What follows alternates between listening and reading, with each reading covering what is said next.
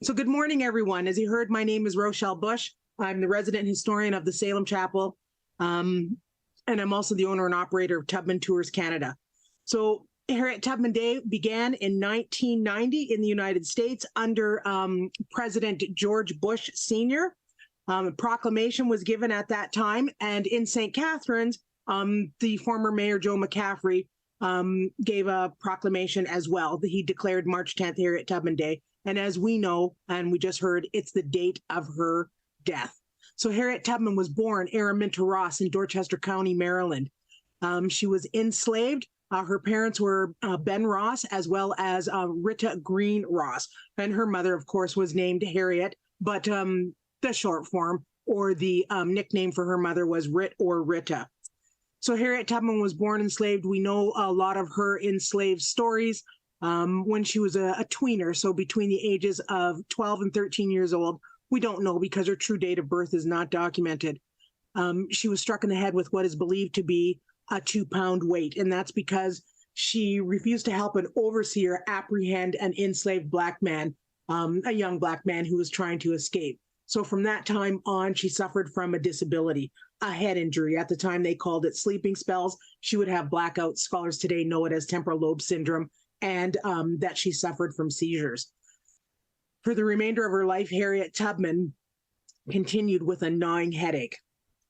1849, her enslaver, Edward Brodus, passes away, and she's married to a free black man by the name of John Tubman. He didn't share her idea of freedom, and he did not want to move north with her because she learned that she was going to be sold away.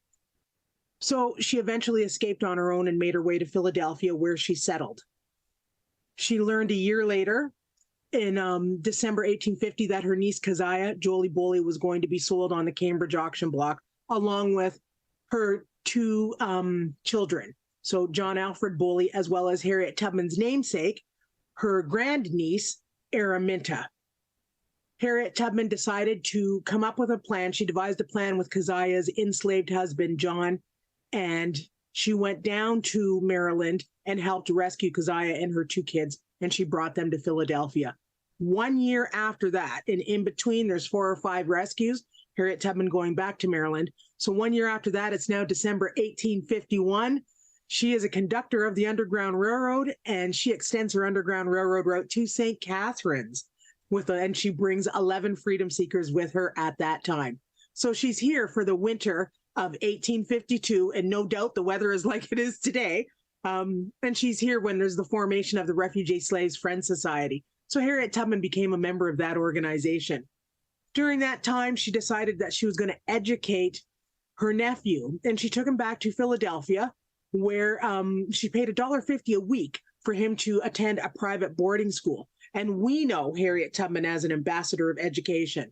So not only did she help educate James Alfred, she also helped educate his brother, Harkless Boley, as well as a young girl she was a guardian over, Margaret Stewart, and then her adopted daughter, Gertie Davis. And in addition to that, after the Civil War, where Harriet Tubman served as a nurse, scout, and spy, free black kids in South Carolina, she helped educate them too by putting on fairs in Auburn, New York, where she would raise money so that they would have pencils and paper, the small chalkboards with chalk, and of course, they would receive a formal education.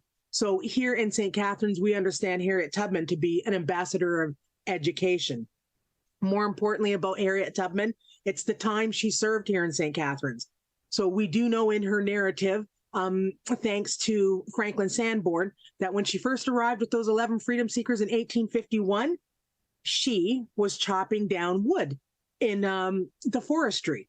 We also know that she operated a boarding house on North Street, and that's where she settled with her two parents, and she also was paid to hire. So part of her narrative in October 1856, a young black male finds his way to St. Catharines, if he's not living here, because we really don't know about that account. So we do know in St. Catharines, she's approached by a young black male, and he hires her to go back to Maryland to rescue his fiancée, Tilly. We also know that in 1861, she forms the Fugitive Aid Society in St. Catharines. But one of the most important parts of Harriet Tubman's narrative in St. Catharines is the secret meeting that was conducted with John Brown in April 1858. So John Brown travels to St. Catharines, and as we know, he's the greatest white abolitionist to ever live. John Brown has a secret meeting with Harriet Tubman and a large amount of black males who she rescued and who were living here at the time. And they decide that they're going to overthrow Harper's Ferry, Virginia. The plan wasn't hatched right away. It was delayed for a year. It took place in October 1859. John Brown, unfortunately, was captured. A number of men were shot. John Brown was hanged on December 2nd. But that was the catalyst that started the movement towards the abolition of African enslavement in the United States. But what's most important about that, it was hatched here in St. Catharines as well. Rochester, New York, various parts of New York State, as well as in Philadelphia and Boston.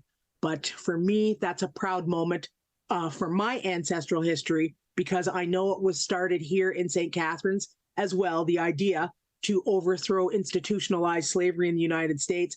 Very proud of the fact that Harriet Tubman was part of that, and very proud of the fact that I am able to walk that area every day of my life to know that it happened there. Because my ancestors, the majority of them were enslaved as well.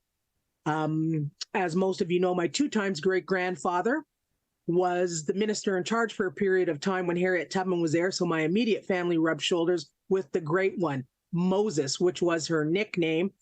And I'm just proud of that fact. But more importantly, I am proud of the fact of Harriet Tubman's connection to St. Catharines. She was here on British soil.